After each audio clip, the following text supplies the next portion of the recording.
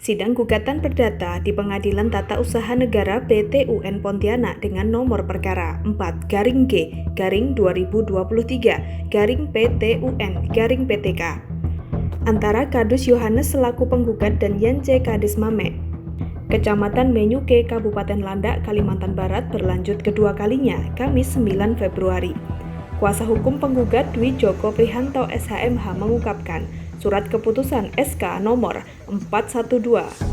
412-673-02-KEP-2022 tanggal 25 Oktober 2022 tentang pemberhentian dan pengangkatan perangkat desa yang tidak sah dan cacat hukum.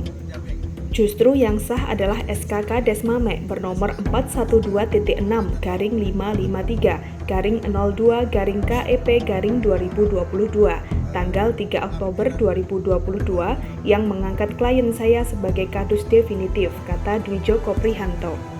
Dilanjutkan, Joko Prihanto SHMH perihal pengangkatan dan pemberhentian perangkat desa diatur dalam Permendagri nomor 83 tahun 2015 bab 3 pemberhentian perangkat desa pasal 5 ayat 1, 2, 3, 4, 5, dan 6 telah mengatur khusus ayat 3 usia 60 tahun dinyatakan terpidana, berhalangan tetap, tidak lagi memenuhi persyaratan sebagai perangkat desa dan melanggar larangan sebagai perangkat desa. UU nomor 9 tentang perangkat desa yang menyatakan ada 5, yaitu telah genap berusia 60 tahun, dinyatakan sebagai terpidana yang telah berkekuatan tetap, berhalangan hadir dan melanggar larangan sebagai perangkat desa.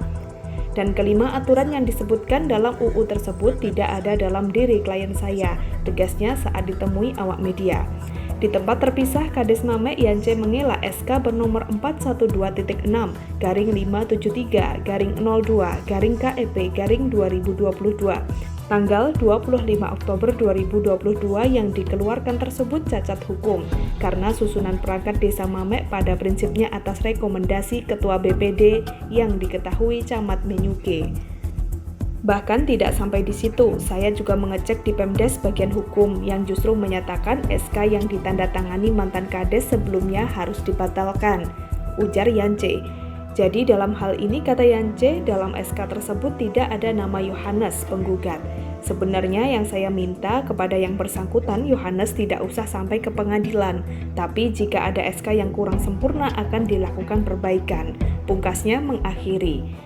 Kalau di dalam gugatan sampai masa dalam persidangan, dalam pokok perkara adalah SK pengangkatan dan pemberhentian Kadus Jabeng.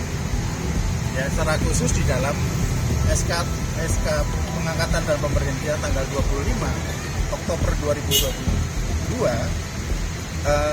lampiran kedua halaman ke 5 itu jelas di situ diterangkan bahwa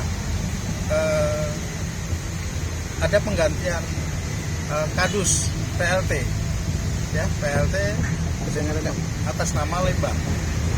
Nah, tetapi menjadi persoalannya adalah nama Denny.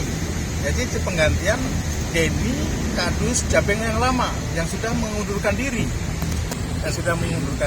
Jadi nama Yohanes tidak muncul di situ. Tidak nama muncul di dalam SK itu, tetapi justru nama Denny.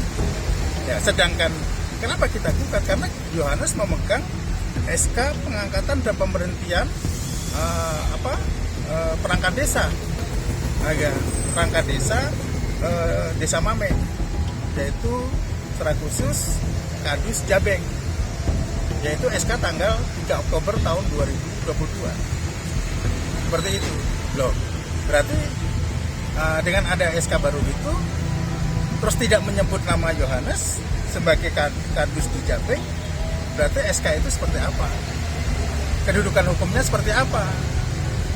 Apakah hak-hak dan kewajiban yang melekat dimiliki oleh kadus baru Yohanes Kadus Jabeng itu melekat pada diri Yohanes? Perangkat desa itu kan sudah diatur di dalam Undang-Undang Nomor 9 Tahun 2017 tentang perangkat desa, ya. Nah, itu jelas sekali di dalam pasal 53 ayat 2 itu ada 5. Item pertama, usia telah genap 60 tahun. Yang kedua, dinyatakan sebagai terpidana berdasarkan keputusan pengadilan yang telah memiliki kekuatan hukum tetap. Kemudian berhalangan hadir serta tidak lagi memenuhi persyaratan sebagai perangkat desa. Dan yang terakhir, melanggar halangan sebagai perangkat desa. Dan ini tidak ada di dalam diri Yohanes. Lalu pada tanggal 12 September 2024 itu diadakan pemilihan pilkades serentak di Kabupaten Landak. Oleh panitia khusus Desa Mame dinyatakan incumbent Andreas kalah dan saya pemenangnya. Lalu di dalam hal ini dia tanggal 3 mengeluarkan surat keputusan, tanggal 3 Oktober mengeluarkan surat keputusan untuk pengangkatan kepala dusun Jabeng yang notabene atas nama Yohanes itu bukan perangkat desa, notabene bukan perangkat desa, tetapi orang luar. Saya tahu dia adalah wartawan dan itu